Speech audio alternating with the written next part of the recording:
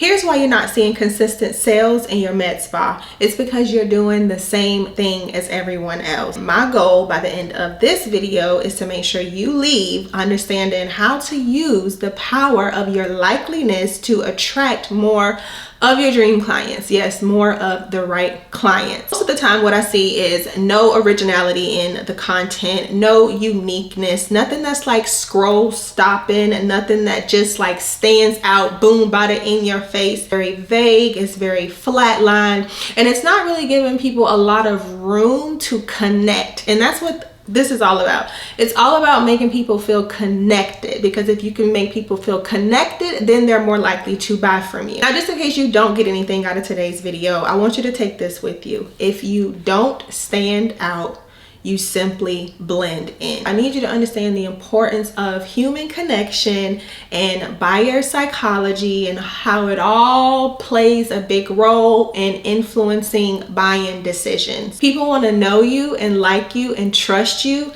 and then they invest in you, and then they repeat the process, and then they refer you out to their family and friends. And guess what? Social media is the perfect platform to allow you to put those different qualities and characteristics out in the world about yourself. And a lot of times what I hear is people say things like, oh, well, my life is not interesting. My life is so boring. That is a you problem. That's you against the world of what, billions and trillions of people. And out of all of these billions and trillions of people, there is somebody on the other side of the screen that is invested into you beyond your services, beyond your treatment. Social media simply allows you to build and foster connections. All of your content does not need to be about your services, does not need to be about your treatments, because people simply come to social media. And statistics show this for all of my numbers people, that people come to social media, depending on the platform, and let's just typically talk about Instagram and Facebook because I know that's where the majority of you live. People come to those platforms because they want to be entertained, not sold to. I encourage you to talk about the things that make you unique. Talk about the things that make you different, because that is simply how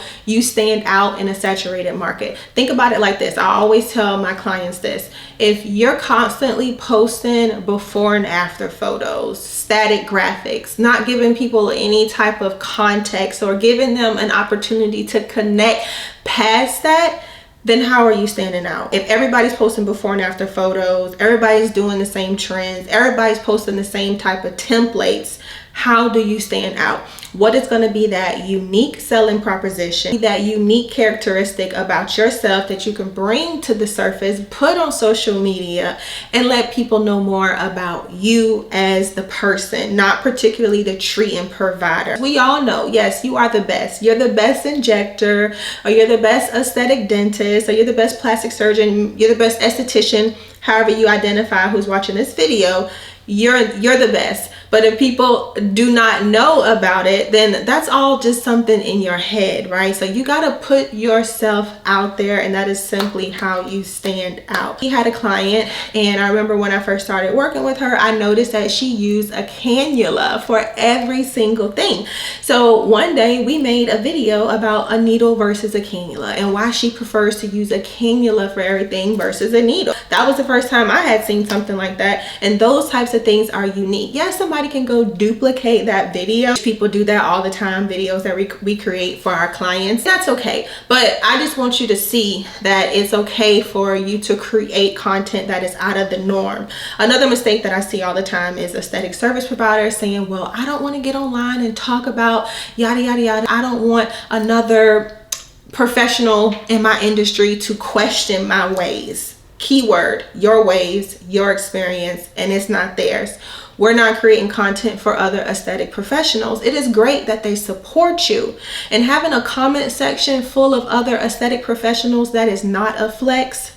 I do not care what anybody tell you. They're there to support you. That's great, fine and dandy. They're not your buy-in clients. They're not invested into your services. Maybe they may come in town a couple of times a year or whatever, but you know what I'm saying. You're creating content for everyday people. You're not creating content for other aesthetic professionals. So it is okay to share your spicy opinions on different things. For example, we have an account and they hate the Morpheus 8. Like, they just do not like the technology. They think that it is putting their patients through like excruciating pain. They think that there's better options on the market, and I would personally agree. I made a video on TikTok about the same thing, but put that out there, let people know, you know. And I encouraged her, and guess what, she did get a lot of engagement on that video when she shared her opinion on the Morpheus 8, and it was just a healthy conversation starter. It got people talking, it got people in her comment section, it got people messaging her, asking her, well, do you suggest an alternative to the Morpheus 8? And yeah, she told them Virtue RF, Vivace RF. My point is, those are the spicy topics that allow people to learn more about you, the person that you are, your morals, your beliefs. And that is what people invest in. That is what they connect with. It's in this order: content, connections, conversions. So the more content you create, the more connections you will foster, and then the more conversions you will ultimately see. But it doesn't start without the content, which is simply why you can't do the same things that everybody else is doing, because what did I say at the beginning of this video? If you don't stand out, then you blend in. Tell me in the comments, what is something that is more of a spicier topic for you that you know may be more of an unpopular opinion in your industry? Comment down below and let me know what that is. And better yet, I also want you to go create more content around that, about that topic. Whatever that unpopular opinion is, go out and create more content about that. And I'll tell y'all a little bit about my personal story. So you know, or maybe you don't, but I've been creating content for a very long time. I've been kind of putting myself out there for a long time. I don't really hide a lot. There are certain things that I do decide to keep offline. And that's just another thing that I would encourage you, because a lot of times people say things like, I don't want to share all of my life online. Well, guess what? If you don't want to, you don't have to. There are certain things that I do not share online, but there are some things that I probably overshare online. But that's how I've built my business. We get certain inquiries for marketing services. A lot of the times in the messages, I see people say things like, hey, we've been following you for a long time. We love your journey. We love your glow up. We know that you're a single mom. We know you have a teenage son. And once I started seeing more messages and comments like that come through my pipeline, that's when I pivoted, and I'm like, you know what, we're going to do less educational content on social media, and we'll save more of the in-depth videos for YouTube, which is what you guys are watching right now. I love social media. Like I just told y'all, it is literally the building blocks that built my business. It is the reason that I am right here behind this camera filming this video.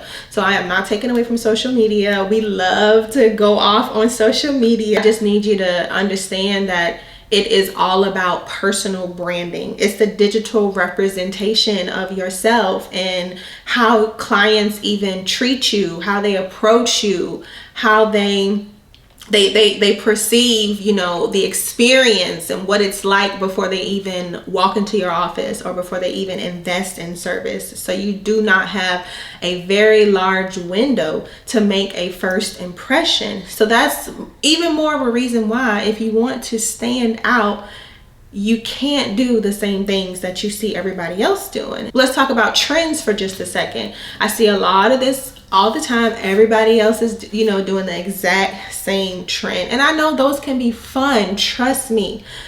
But those are the videos, I promise you, that are attracting more of your colleagues versus actual people that are ready to spend money with you. So just make sure there is some sort of balance in what you post.